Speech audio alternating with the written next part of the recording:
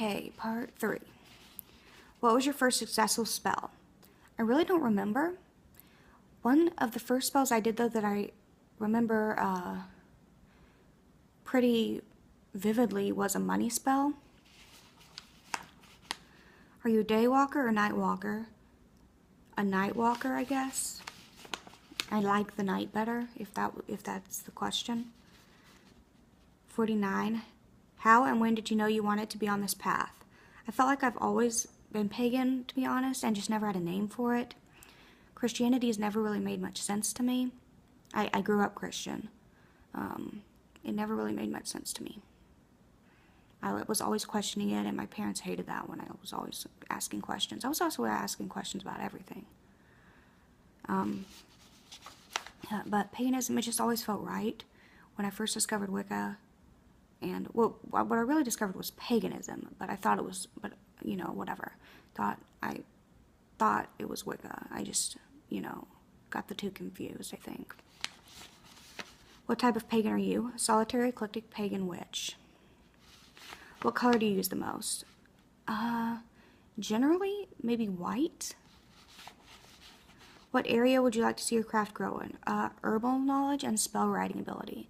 I used to be great at writing, and I'm great at writing like fiction and explaining things, but writing spells, I used to be much better at it than I am now, but then I took a big break where I didn't write. I used to write a lot of them just, for fun, and when I wanted to use them, but then I took a big break, like a couple years from writing, or like at least a year from writing them, just because I wasn't doing spells much, or when I did, I just would tweak others, or use ones I had written in the past, and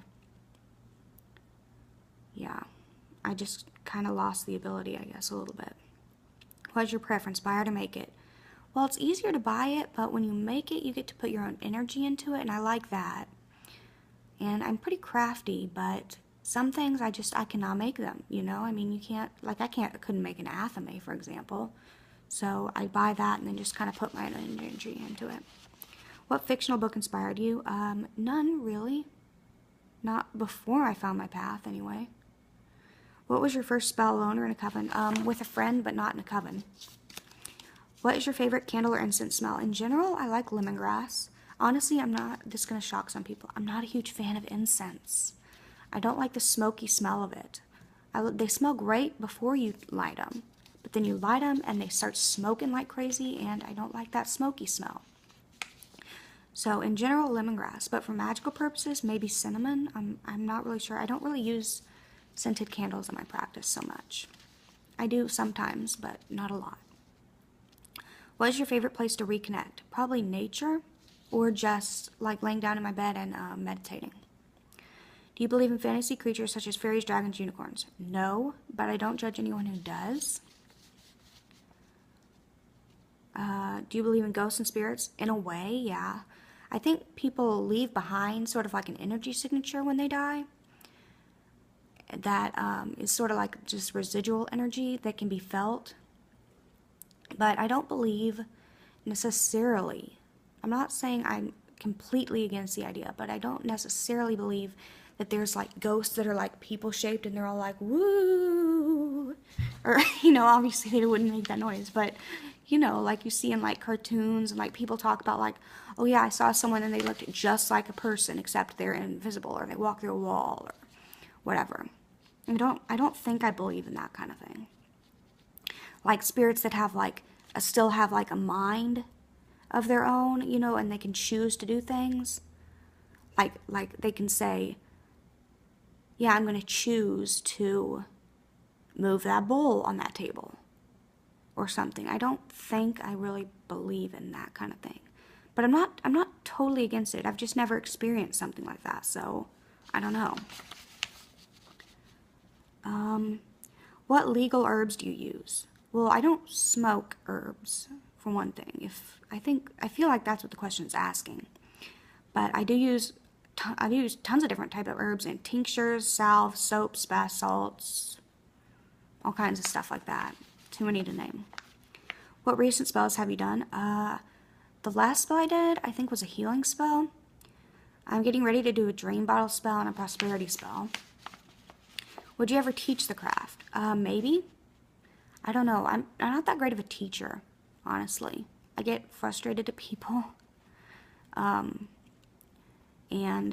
I'm just not great at explaining things, you know? And I'm definitely still learning. It would have to be far in the future. Do you have a happy place during meditation? When I meditate, I don't go, like a lot of people will say, like they'll go to like a grassy plain or a mountain or something. I don't do that. I see, like when I'm meditating, I see shapes, colors. I don't see like places, like physical type places. I just see shapes and colors and sometimes like mandala type looking things, you know, but they're like moving and kind of, it's hard to explain. Like, kind of like those things on the computer where they're, like the center is here and then it moves outward, kind of in a circular, like this. I don't know, it's hard to describe.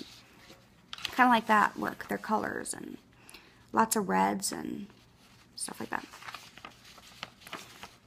But, yeah, sorry. What is your favorite witchy book? It's too hard to choose. I really like Wicca by Thea Sabin, if that's how you spell it. Dedicant by Thuri Calafia. And I really like correspondence type books. Do you have a ritual before spell work? I like to take a ritual bath to cleanse, grounding, sometimes meditation.